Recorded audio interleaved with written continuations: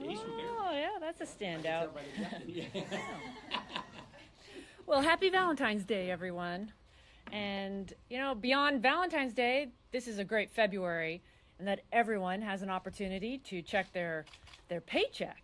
And for many, it means an increase in take-home pay.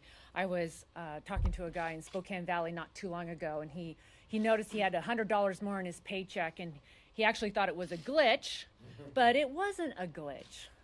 It was our promise kept to hardworking men and women in this country, many who feel like they're the forgotten man and woman.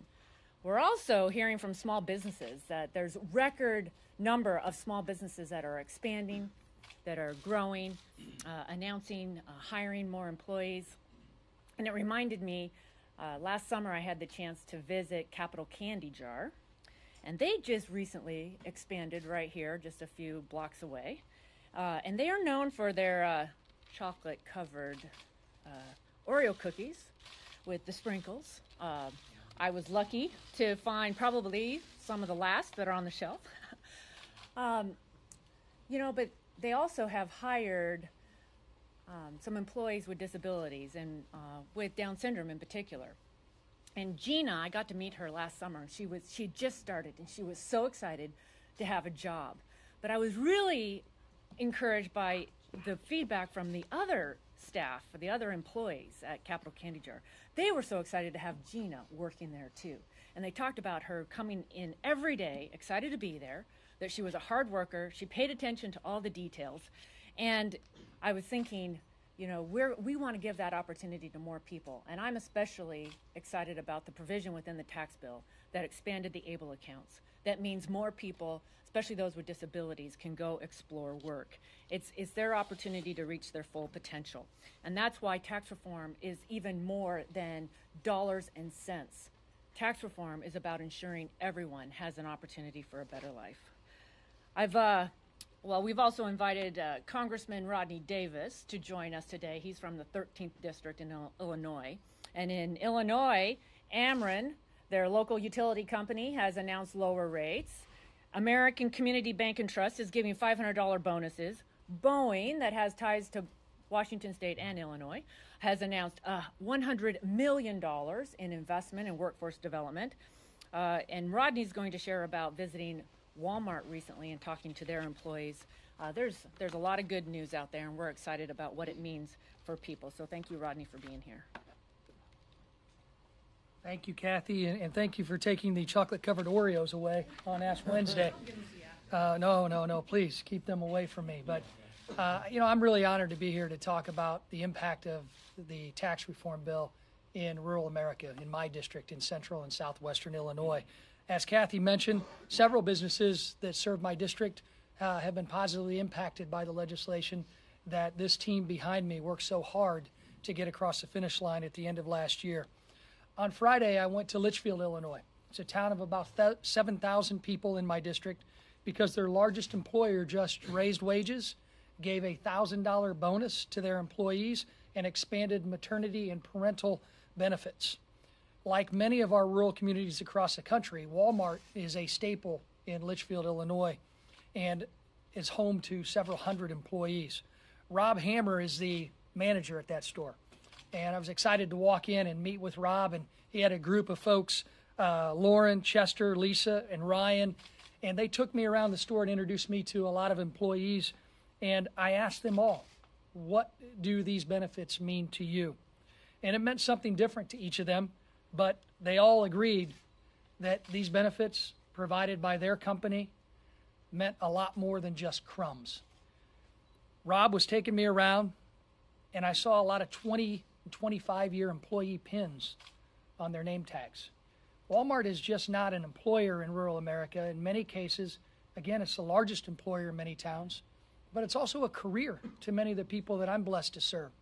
And to a T, each and every one of those employees told me they have never seen the investment in them and the investment in the stores with capital improvements on the way than what they're seeing after the Tax Cut and Jobs Act.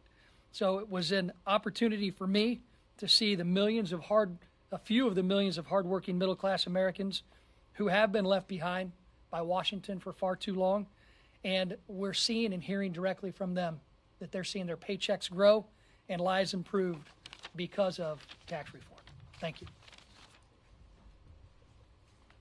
Well, first, let me wish a happy Valentine's Day to Jennifer back home. And I'll wish a happy Valentine's Day to all of you, too. Rodney, you can have another minute if you want to. He said Shannon's going to get a great Valentine's Day present, so he wanted to keep it a surprise. And everybody else is now queued up.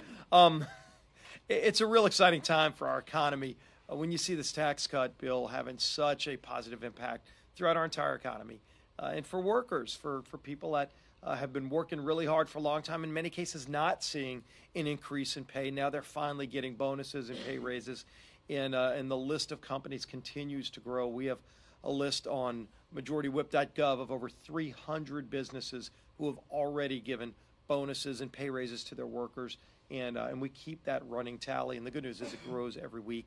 CNBC just reported that this is the best time in 25 years for employees to get a pay raise or a bonus in their paychecks.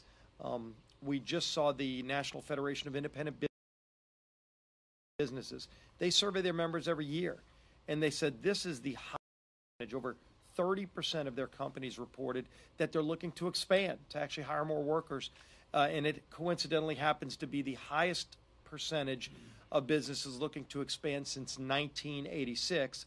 And of course, 1986 is the last time that we had a major reform and overhaul of our tax code. So cutting taxes is working for small businesses, and more importantly, it's working for hard-working taxpayers. And as people see more money in their paychecks this month and every month, they're going to continue to benefit from the work that we did here in Congress, working with President Trump to cut taxes for hard-working families. Something that we're working hard on this week and for the last few months is an immigration reform in trying to finally address the problems with our broken immigration system. It starts with securing the border, and the Goodlatte-McCall bill is a bill that we're going to be whipping today, asking our members to support this bill that addresses those pressing issues. It puts money in place to build the wall. It makes sure that we have real both border security and interior security. And again, both Chairman Goodlatte and McCall worked very hard with a cross-section of our members to put together a bill that confronts those issues. It ends chain migration, ends this lottery system that everybody agrees makes no sense. Why should you be picking names out of a hat instead of having a merit-based system that actually works for our country much better than the current broken system? And then finally, it confronts the DACA issue. This is an issue that Barack Obama put on the doorsteps of America when he created DACA, a program that really had no path for anybody. It just said, it encouraged a lot of people to come to our country and said, somebody else is going to have to deal with it. Well, we're finally dealing with it. President Trump laid out the pillars of what he wants to see in a bill that can get to his desk that he can sign. And the Goodlatte-McCall bill addresses all of those issues in a way where if we get this bill passed through the House and if it ultimately gets to the president's desk, he would sign that bill.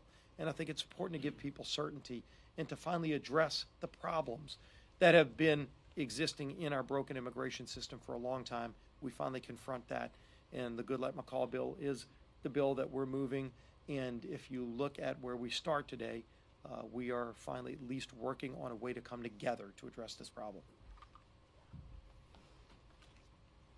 Wish you all a happy Valentine's Day, and especially to my wife, Judy. As everybody's getting different presents for Valentine's Day, there is an opportunity for all Americans to receive a present. If you check your check, after the tax cut went through, people are going to find in their paychecks today that they get to keep more money.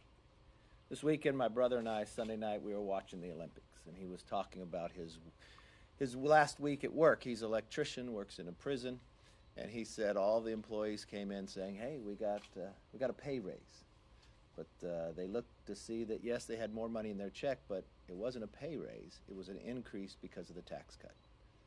And what we're finding across this country, just as Rodney talked about at Walmart, not only are they getting more money in their check, but for those more than 1 million employees at Walmart, they have a longer maternity leave now as well.